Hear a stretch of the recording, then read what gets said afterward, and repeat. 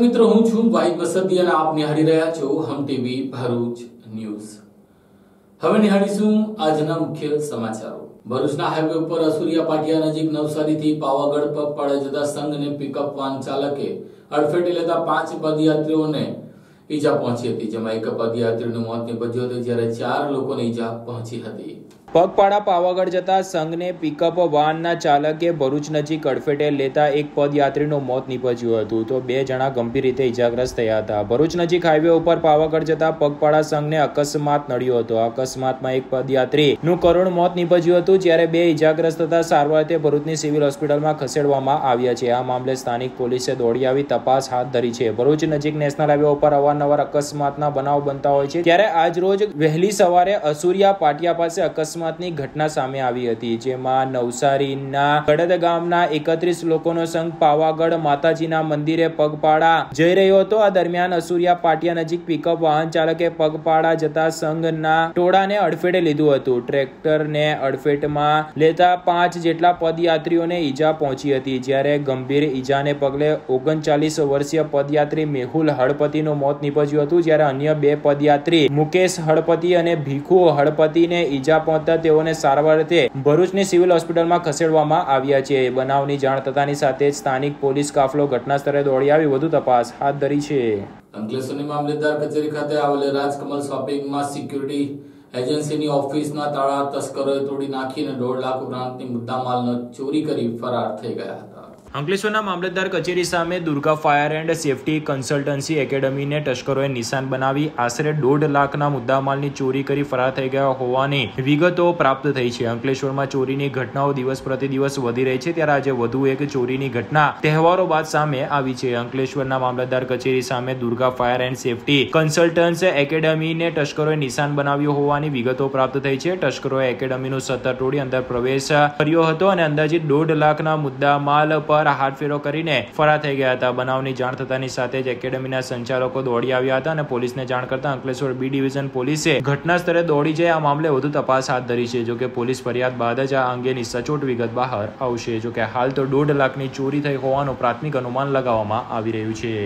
Ankleshwar ONGC નજીકના ઓવરબ્રિજનું કામ ગોકળ ગતિએ ચાલતા અંકલેશ્વરની જનતા હવે આ બ્રિજનું કામ વહેલી તકે પૂર્ણ થાય તેવી માંગ કરી રહ્યા છે। અંકલેશ્વરના ઓએનજીસી ઓવરબ્રિજની છેલ્લા 1 વર્ષથી મંથરા ગતિએ ચાલતી કામગીરી વચ્ચે રોજિંદા હજારો વાહન ચાલકોએ કિલોમીટરથી લઈ 1.5 કિલોમીટરનો લાંબો આટો ફરીને ટ્રાફિક વચ્ચે જેડીસી તરફ જવાની ફરજ પડી રહી છે। અંકલેશ્વર આમ તો ઔદ્યોગિક વસાહતને કારણે એશિયામાં મોખરેનું સ્થાન ધરાવે છે। જો કે આજ ઔદ્યોગ નગરીમાં અંકલેશ્વરમાં નગરજનોની કમનસીબી સમજો કે પછી નબળી નેતાગીરી છેલ્લા 1 વર્ષથી શહેરથી જેડીસી તરફ જવા લોકોએ ટ્રાફિક સાથે કિલોમીટરનો લાંબો આટો ફરીને જવું પડી રહ્યું છે। અંકલેશ્વરમાં ગત વર્ષે એપ્રિલ મહિનામાં 20 એપ્રિલથી લઈને 4 મે સુધી 15 દિવસ માટે ઓએનજીસી ઓવરબ્રિજને બંધ રાખવા માટેનું જાહેરનામું પ્રસિદ્ધ થયું હતું, જેમાં સ્પાન બ્રિજને તોડીને ટ્વિન બોક્સની કામગીરી શરૂ કરવામાં આવી હતી। અંકલેશ્વર ઓએનજીસી ફ્લાયઓવર બ્રિજ નીચે મહાવીર ટર્નિંગ પાસે આવેલ ગરનાળું સાંકડું પડી રહ્યું હોવાથી તેને પહોળો કરવા બ્રિજનો કેટલોક હિસ્સો તોડી પાડવામાં આવ્યો હતો। જો કે તેને 1 વર્ષનો સમય થવા છતાં હજુ પણ બ્રિજની કામગીરી 70 થી 75% જેટલી થઈ હોય તેવું લાગી રહ્યું છે, જેને લઈને રોજિંદા અંકલેશ્વર શહેરથી જેડીસી તરફ જતા હજારો વાહન ચાલકોએ આશરે 1 થી 1.5 કિલોમીટર લાંબો આટો ફરી વૈકલ્પિક માર્ગ પરથી પસાર થાય છે। જ્યારે બ્રિજની કામગીરી શરૂ થઈ હતી ત્યારે 9 મહિનામાં બ્રિજની કામગીરી પૂર્ણ થવાની શક્યતા વ્યક્ત કરાઈ હતી અને તે અરસામાં બોર્ડની પરીક્ષાને લઈને બ્રિજને તોડવાની કામગીરી પર મુલતવી રાખવામાં આવી હતી। જો કે હવે 1 વર્ષનો સમય થવા આવ્યો છે, છતાં હજુ પણ બ્રિજ ક્યારે બનશે તે કહેવું મુશ્કેલ છે। તો બીજી તરફ વૈકલ્પિક માર્ગ એવા પિરામણ નાકાથી લઈને પિરામણ ગામ સુધીનો માર્ગ અત્યંત બિસ્માર બન્યો છે, ત્યારે શહેરથી જેડીસી તરફ રોજિંદા અપડાઉન કરતા લોકો અને નોકરી અર્થે જતા લોકોએ ના છૂટકે ખખડધજ માર્ગો પરથી અથવા તો ગડખોલ સુરવાડી રેલવે ઓવરબ્રિજ થઈને 1 થી 1.5 કિલોમીટરનો લાંબો આટો ફરીને જવાની ફરજ પડી રહી છે। વાહન ચાલકોના જણાવ્યા મુજબ રોજિંદા ટ્રાફિક જામની સમસ્યાનો સામનો કરવો પડે છે। તદુપરાંત જો પિરામણા વાળા માર્ગ પરથી જવું હોય તો કમરના હાડકા અને ગાડીના સ્પેર પાર્ટ બંને હલી જાય છે, ત્યારે રોજિંદા આ પડતી તકલીફ વચ્ચે શહેરથી જેડીસી તરફ જવું મુશ્કેલ બન્યું છે। તો આ બ્રિજની મંથરા ગતિએ ચાલતી કામગીરી વચ્ચે 3 રસ્તા સર્કલ થી લઈને રેલવે સ્ટેશન અને બીજી તરફ મહાવીર ટર્નિંગ થી લઈને રાજપીપળા ચોકડીવાળા માર્ગ અને અન્ય માર્ગો જે બ્રિજના આસપાસ હતા ત્યાં ધંધા રોજગાર પણ પડી ભાંગ્યા છે। ત્યારે મહિલામાં વહેલી તકે જો બ્રિજની કામગીરી પૂર્ણ થાય અને આ વાહન ચાલકો માટે રસ્તો ખુલ્લો મૂકવામાં આવે આવે તો તેનાથી સીધો ફાયદો વાહન ચાલકો અને વેપારીઓને પણ થઈ શકે છે. તો બીજી તરફ વૈકલ્પિક માર્ગની હાલત પણ અત્યંત બિસ્માર છે, જેની પણ મંથરા ગતિએ ચાલતી કામગીરી વચ્ચે લોકોએ ભારે હાડમારીનો સામનો કરવો પડી રહ્યો છે. આમ લોકોએ જો અંકલેશ્વર શહેરથી જેડીસી તરફ જવું હોય તો એક જ વિકલ્પ છે કે તેઓએ કાં તો ટ્રાફિકનો સામનો કરવો પડે કાં તો ખખડધજ માર્ગનો ઉપયોગ કરવો પડે. ત્યારે અંકલેશ્વરમાં નગરપાલિકાથી લઈને ધારાસભ્ય પણ ભાજપના હોવા છતાં જો લોકોએ મુશ્કેલી વેઠવી પડે તો તે લોકોની કમનસીબી કહેવું ખોટું નથી. હું રિક્ષા ચાલક છું. અહીંયા ગડખોલ બ્રિજની ઉપર પુષ્કળ ટ્રાફિકના કારણે રોજ જ એક્સિડન્ટોનો ભય થાય છે અને પબ્લિકને બહુ જ ત્રાસ છે અને બહુ ટ્રાફિક થાય છે. સરકારને મારી એ માંગ છે કે જલ્દથી જલ્દ આ જે 3 રસ્તા ONGC બ્રિજ છે એને ચાલુ કરે. મહિનામાં કહેતા હતા ચાલુ કરીશું અને આ 1.5 વર્ષ થઈ ગયું, કોઈ નિકાલ નથી અને જલ્દથી જલ્દ ચાલુ કરે એવી અમારી માંગ છે. અને પબ્લિક ખૂબ ત્રાસી ગઈ છે. નાના પોયરાઓની એક્ટિવા અને બધા પોયરાઓ પબ્લિક બધા ગૂંચવાઈ રહ્યા છે ને હમણાં હાલ બી હું ખૂબ ટ્રાફિક જોઈ રહ્યો છું. અને મારી એવી માંગ છે કે જલ્દથી જલ્દ આ બ્રિજની ઓપનિંગ કરી જાય તો આ ટ્રાફિકનું બિલકુલ ડાયવર્ટ થઈ જશે અને બધાને સારું રહેશે. નેત્રંગ તાલુકાના લાલમટોડી વિસ્તારમાં આવેલ પ્રાથમિક શાળાના ઓરડામાં આગ લાગી ગઈ હતી. નેત્રંગ તાલુકા મથકના લાલમંટોડી વિસ્તારમાં આવેલ પ્રાથમિક શાળામાં અગમ્ય કારણસર આગ લાગવાની ઘટના પ્રકાશમાં આવતા ભારે દોડધામ મચી ગઈ હતી. જેમાં બપોરના સમયે પ્રાથમિક શાળાના ઓરડામાંથી આગના ધુમાડા નીકળતા સ્થાનિક રહીશોને નજરે પડતા તાત્કાલિક ઘટના સ્થળે દોડી આવ્યા હતા અને આગ ઉપર કાબુ મેળવ્યો હતો. સ્વાભાવિક છે કે રમઝાન ઈદની શાળામાં રજા હોવાથી વિદ્યાર્થીઓનો આબાદ બચાવ થયો હતો, નહીતર મોટી જાનહાનિની ઘટના સર્જાવાની પ્રબળ શક્યતાઓ જણાઈ રહી હતી. ઉલ્લેખનીય છે કે નેત્રંગ તાલુકામાં ઔદ્યોગિક એકમો અને ગીચ વસ્તીમાં રહીશો વસવાટ કરે છે. અવારનવાર આગ લાગવાની ઘટના પ્રકાશમાં આવતી હોય છે. કાળી મજૂરી કરીને ઉભા કરેલ મિલકત આગમાં બળીને ખાક થઈ જાય છે. તેવા સંજોગોમાં નેત્રંગ તાલુકા મથકે ફાયર બ્રિગેડની સુવિધા ઉપલબ્ધ કરાવવા માટે જવાબદાર અધિકારીઓ પ્રયત્ન હાથ ધરે તેવી લોક માંગ ઉઠવા પામી છે.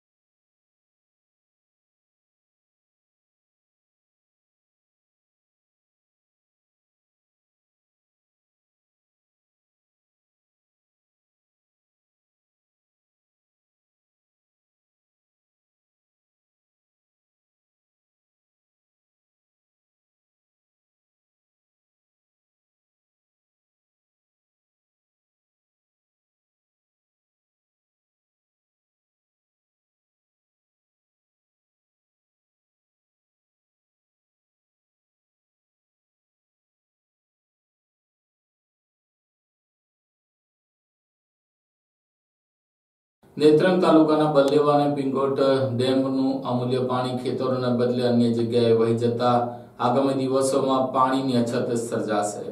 ભરૂચ જિલ્લાના ડુંગરાળ પથરાળ વિસ્તારમાં આવેલ નેત્રંગ તાલુકામાં સિંચાઈના પાણીની અપૂરતી સેવાના અભાવે ખેડૂતોની હાલત દિન પ્રતિદિન બદતર બની રહી છે. ઉનાળામાં ગરમીના પ્રકોપના કારણે બોર, મોટર, તળાવ અને ચેકડેમમાં પાણીના સ્તર ભૂગર્ભમાં તેજ ગતિએ ઉતરતા ધરતીપુત્રોને સિંચાઈ અને પીવાના પાણી માટે ભારે હાલાકીનો સામનો કરવો પડી રહ્યો છે. કાળી મજૂરી કરીને ઉભા કરેલ પાક ખેડૂતોની નજર સામે જ બળીને ખાક થઈ રહ્યા છે. ઉલ્લેખનીય છે કે નેત્રંગ તાલુકાની સીમમાંથી કરજણ, અમરાવતી, ટોકરી, મધુવંતી અને કીમ નદી પસાર થાય છે અને વિશાળ બલદેવા, પિંગોટ અને ધોલી ડેમ આવેલ છે. 5000 થી વધુ હેક્ટર જમીનની સિંચાઈ માટેનું પાણી આપી શકાય તેવી ત્રણેય ડેમની ક્ષમતા છે, પરંતુ ત્રણેય ડેમની જમણા ડાબા કાંઠાની 75 કિલોમીટરથી વધુ કેનલ તૂટેલી અથવા તો જર્જરિત હાલતમાં હોવાથી માત્ર 250 થી 300 હેક્ટર જમીનને સિંચાઈ માટેનું પાણી અપાઈ રહ્યું હોવાનો ખેડૂતોમાં ચર્ચાસ્પદ છે. અને બલદેવા, પિંગોટ ડેમમાંથી સિંચાઈ માટેનું પાણી અપાય છે તે ખેતરમાં જવાને બદલે કોતરમાં વહી જતા અમૂલ્ય પાણીનો થતો વ્યય અટકાવવો પણ જરૂરી છે, પરંતુ સિંચાઈ વિભાગના અધિકારીઓ કુંભકરણ નિંદ્રા અવસ્થામાં જણાઈ રહ્યા હોવાનું પણ ગામમાં ચર્ચાસ્પદ છે. નેત્રંગ પંથકમાં ઘઉંનો પાક તૈયાર થઈ ગયો હોવાથી બજારમાં ઘઉં આવતા ભાવ ઊંચે જતા ગૃહિણીનું બજેટ ખોરવાઈ રહ્યું છે. નેત્રંગ તાલુકાના ગામે ગામના ખેડૂતો શિયાળાની ઋતુમાં ઘઉંનો પાકની ઓરણી કરીને 5 થી 6 પાણી આપીને ઘઉંની ખેતી કરે છે. હોળીની આસપાસ ઘઉંનો પાક તૈયાર થતા મોટાભાગના ખેડૂતોની છૂટક જ વેચણી કરતા હોય છે. ત્યારે ગત વર્ષ કરતા આ વર્ષે ઘઉંના ભાવમાં ક્રમશઃ વધારો જણાઈ રહ્યો છે, જેમાં ટુકડી પ્રતિ ક્વિન્ટલ ₹3500 અને લોકવનના ₹2500 ભાવથી હોવાથી ગૃહિણીઓના ઘર બજેટ ખોરવાયું છે. ખેડૂતોના જણાવ્યા મુજબ આ વર્ષે કમોસમી વરસાદ અને વાતાવરણમાં અવારનવાર ફેરબદલાવના કારણે ઘઉંનો ઉત્પાદનમાં ઘટાડો થયો છે અને ભાવમાં વધારો જોવા મળી રહ્યો છે. આવનાર સમયમાં હજુ પણ ઘઉંના ભાવ ઉચકાય તેવું હાલ અનુમાન લગાવવામાં આવી રહ્યું છે. જો કે આગામી દિવસમાં સ્થિતિ કેવી રહેશે તે જોવું રહ્યું. અંકલેશ્વરના રાજસ્થાની સમાજ દ્વારા ગણગોર ઉત્સવ નિમિત્તે ભવ્ય શોભાયાત્રા કાઢવામાં આવી હતી. અંકલેશ્વરમાં વસતા રાજસ્થાની સમાજ દ્વારા ગણગોરનો ઉત્સવની ભવ્ય શોભાયાત્રાનું આયોજન કરવામાં આવ્યું છે. અંકલેશ્વરમાં વસતા રાજસ્થાની સમાજ અને મહેશ્વરી મહિલા મંડળ અંકલેશ્વર દ્વારા ગણગોર ઉત્સવ નિમિત્તે ભવ્ય શોભાયાત્રાનું આયોજન કરવામાં આવ્યું છે. પોતાની જન્મભૂમિ રાજસ્થાનથી કર્મભૂમિ અંકલેશ્વર તરફ હિજરત કરનાર રાજસ્થાની સમાજ હવે રાજસ્થાનથી અંકલેશ્વરમાં આવ્યા બાદ પણ અંકલેશ્વરમાં રાજસ્થાનની પરંપરાને જીવંત રાખી રહ્યા છે. ત્યારે અંકલેશ્વરમાં વસતા રાજસ્થાની સમાજ અને મહેશ્વરી મહિલા મંડળ અંકલેશ્વર દ્વારા ગણગોર મહોત્સવની ઉજવણી કરવામાં આવી હતી. અંકલેશ્વર જેડીસીમાં આવેલ પશુપતિનાથ મહાદેવ મંદિરથી પરમભૂમિ સુધી ભવ્ય શોભાયાત્રાનું આયોજન કરવામાં આવ્યું હતું, જેમાં મહેશ્વરી મહિલા મંડળ અંકલેશ્વર મોટી સંખ્યામાં જોડાયા હતા. महेश, मैं श्रीमती नीलम लद्दा अंकलेश्वर महेश्वरी महिला मंडल की अध्यक्षा हूँ. ये चैत्र नवरात्रि जो चलती है उसमें तीज के दिन हमारे गणगौरी तीज रहती है, राजस्थानी पर्व है. तो हम यहाँ पे राजस्थान का पूरा माहौल क्रिएट कर रहे हैं कि आज गणगौर की सवारी निकाल रहे हैं और सर्व समाज की, राजस्थान समाज की सब महिलाएं आप देख सकते हो यहाँ पे आई है गणगौर माता बन के और हम सवारी निकालने के लिए तैयार हैं. धन्यवाद.